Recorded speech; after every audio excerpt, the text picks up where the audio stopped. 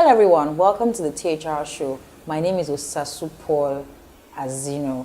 The THR Show focuses on social sector managers and entrepreneurs who by sheer determination and passion work through their projects. And this show will focus on the challenges and the impacts of this project. Please subscribe to our channel, give us a thumbs up.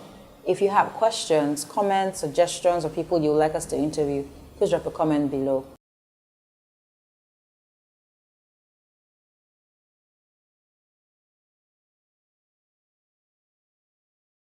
So I see that Egbon has, yes, like you seem very fondly to call him, has birthed something called Kindle Africa. So tell us about the projects that Kindle Africa runs, where you currently work, and what let's say partnerships or what success stories have come from your experience or from your work. When I registered Kindle Africa, work took me to Makoko, and I saw that the level of poverty I thought I had seen then was even worse. And then I promised them that I was going to come back. Okay. And then I kept showing up, and now we have, we started education, adult education for the women. Okay. We started self-awareness courses, because we started a business for one of the women, and she sold everything. It was a business worth 30,000 naira. She sold table, chair, rice, beans, umbrella. She sold every single thing. And that was the first time she was going to have such money. And I saw that the solution to eradicating poverty in that kind of place. So you said she sold everything, meaning she lost the money, or she didn't lose or it. she prospered in the business. Squandered. Okay. Everything. Wow. Everything. Wow. That was the first time she was having such amount of such money. Amount of How money. much? 30,000 naira? 30,000. Okay. So I realized that the solution to eradicating poverty isn't money. Yes. It's knowledge. Okay. So I stopped starting businesses. Now I started providing education. In the evenings, all of us will sit down. Who are you as a woman? What can you do as a woman? What can you offer as a woman?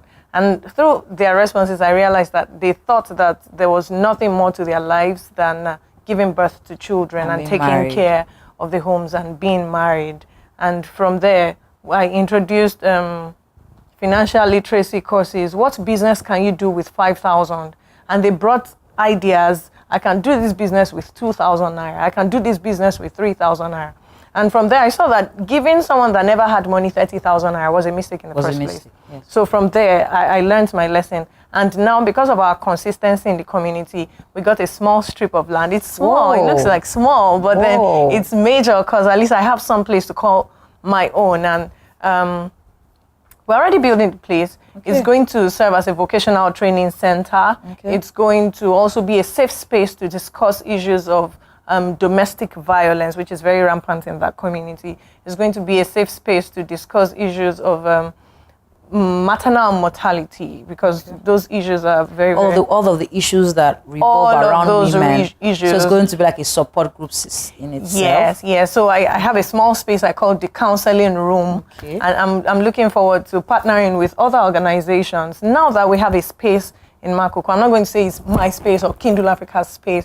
I'm looking forward to partnering with an NGO that works with boys and men, so that we're not just training the women and leaving the boys. I want to partner with an NGO that does health issues. I'm not a medical doctor, and I don't know so much about health. I want to partner with an NGO that does technology, train them in computing, employability. Let's just do something to change that space. Okay, so this is absolutely fantastic, because one of the challenges that I see in the nonprofit space is the lack of collaboration. Everybody wants to own myself and yes, my space. 100% of zero. I like to call it that, because I think that in sharing you're able to, dissipate less energy, and you're able to focus on your strengths. And so it's a great initiative. But doing all of that, because you say you've gotten a space and you are building, and I'm wondering, there's some money back sponsoring these things. How do you fundraise? How do you raise money? Because I'm hearing a lot of money. You're giving someone 30,000. You were able to raise 1 million, and I'm like, okay, there's some money back here. How do you fundraise? Social media has been good to me, and wow. I also am skilled in storytelling, in writing, and I have leveraged on that to, excuse me, to gained the trust of people. People have seen what I did in the past with Egbon. They saw that the remaining change, she used it to do this. So there's a certain level of trust. And then they've seen the works that I've done. So people often donate. We have people, currently we're sponsoring about 40 children. On my own, I'm sponsoring, not me now, Kindle Africa. From donations from friends and family, we're sponsoring like 20 children, paying 30,000 naira per year in school. These are donations from friends and family. The school building that we're doing, a lot of it, a large chunk of it was my money, because I was like, finally, this space. But I've had people put in 10,000 naira here, 1,000 naira there. I don't have money, but I can send you airtime. So a lot of people have also... So you're getting in-kind donations, you're getting cash donations. Volunteering, a lot of people have volunteered. You're getting people volunteering as well. Yeah, but still, we need the money, you know. Yeah. What, in terms of impact, personally, in terms of impact personally, how has running Kindle Africa for a year plus now? A year plus. How has it impacted on your story? It all goes back to Egbon. During that time, I posted Egbon's story. Someone on Facebook sent me a link for the Mandela Washington Fellowship application. And the person says, I've been following you over the past 10 years. You've been doing youth empowerment. You've been doing this. Now you're doing Egbon. Why don't you apply for this? And then I applied. She was on my case, and I applied. And I qualified for the Mandela Washington Fellowship. I had the opportunity to travel to the US for 6 weeks to learn free of charge. And then I didn't meet President Barack Obama one-on-one. But like, I had to count the number of seats. I sat 6 seats away, like 1, 2, 3, 4, 5, 6, and then he was there on the stage. So that also exposed me to another world, that you can do more, you can be more than where you currently are. Yeah. From that trip also, I met Frank Sesno. He used to be the bureau chief of CNN. And I qualified for a speaker travel grant. I went back to the US again this year. And I went to speak at the Planet Forward Summit.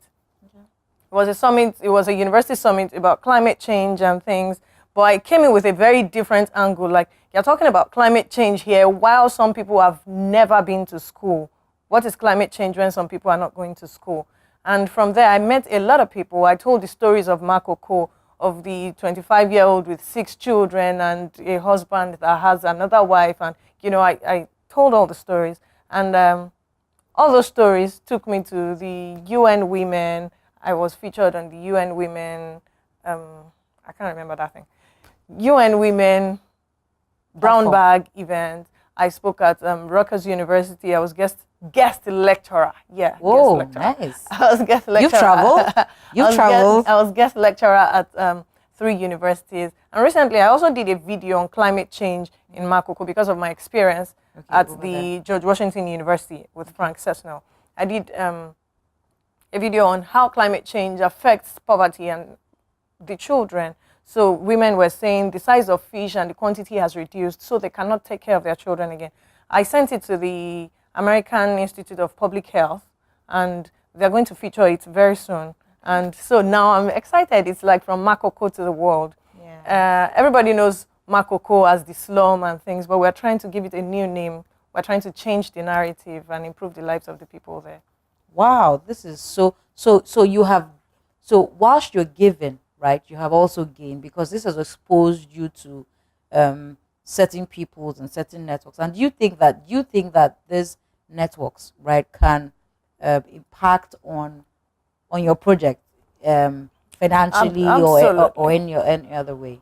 Maybe not financially. I got my first grant from the US consulate. Okay. And so we can say financially. Yeah, financially. Yeah. So we're going to use the grant to buy machines for the school and building. Great. That's one. Fantastic. I was one of the last 2016 when I qualified for the Mandela Washington Fellowship. I was just one out of 100 people that went. So I need partnerships. I want to do microfinance for the women. I know that I'm going to meet with Mama Money. Okay. I want to do education. I know I'm going to meet with Otto Randam. I know, you know, I have this network of people on my phone, because WhatsApp, of this thing, because of the network, yes. So can we say that the only challenge that you face is funds? Is that possible? No. Okay, so what other challenges do you face aside funding? Personally, when I'm asked what are the challenges you face, I say I don't have any challenges, because I think that with the little I have, even when I didn't have space, I was teaching these women in small classes. The challenge is the mindset of people responding to what you're doing. A lot of people think that she doesn't have a job, that's why she's working with these people. Or what's wrong with her? Why is she not even doing NGO in Ikoyi? And she's going to, it's the mind of the people. And I think that we need to get to a state of mind when we know that these people are our people. If we go to school and send all our children to school, these children that don't go to school are the ones that would, God forbid, come and rob us. So we need to see it as not their problem, it's our problem. So we it's must engage everyone. So if you can't go to the slum, support someone. If you can't support financially, someone sent me credit, 1,000 naira. Someone sent a text message. I don't even know the person. I got your number online. I just want to say you're doing a good job. So I think encouragement, and we need to respond more. That in itself is in kind Yeah, capital, yeah. It propels me to do more. There are times I'm like, who sent me message? Really, there are times I look down like, why don't I just get a proper job like everybody else? But then I have people saying, you're doing an amazing job. I can't do this, but you're doing it, and God bless you. And that drives me to do more. So tell me what in the one plus year that you've been, working with Kindle Africa. Tell me some of the success stories that you've come across. Yes. So far, most of our success has been largely qualitative than quantitative. Okay. We've reached close to 2,500 people in the space of 1 year plus through our community healthcare initiatives, sensitization programs, adult education programs. But there are some stories that stick out. Like the story of a woman I met at the entrance of the school that said she knows that some people come to pay school fees here and they must pay her son's school fees. She has heard so much about that. And now she used to sell Gary 20 naira, but now she does extra work in the evening so that she can save 100 naira per day so that her child can go to school. There's the woman she's a refugee from Central African Republic. Her children weren't going to school at all. But now we're sponsoring 2 of the children, and the woman is also doing petty menial jobs here and there so that she can provide food, so that she can buy pencil and things for them. So it's largely, for me, a change in the mindset of the people. They want to look good. They want their children to look like Auntie Funmi. So give us your last words. What do you want people to take away from this? And how can people reach you? Okay. My Instagram handle, personal, is at Funmi Adebajo, at Kindle Africa too. On Facebook, I'm Olorun Funmi Adebajo. The organization's website is kindleafrica.org. My last word, you don't have to start by changing a whole community. You can start by helping that child in front of your house. You can start by helping just one person that your hand can reach at that moment. And from there, great things will happen. I hope that this has been an insightful edition for all of us at home. And I trust that, you'll be able to give of your time. You'll be able to give of your resources and seek out organizations that do the marvelous work that some of us cannot do. Till we come your way another time.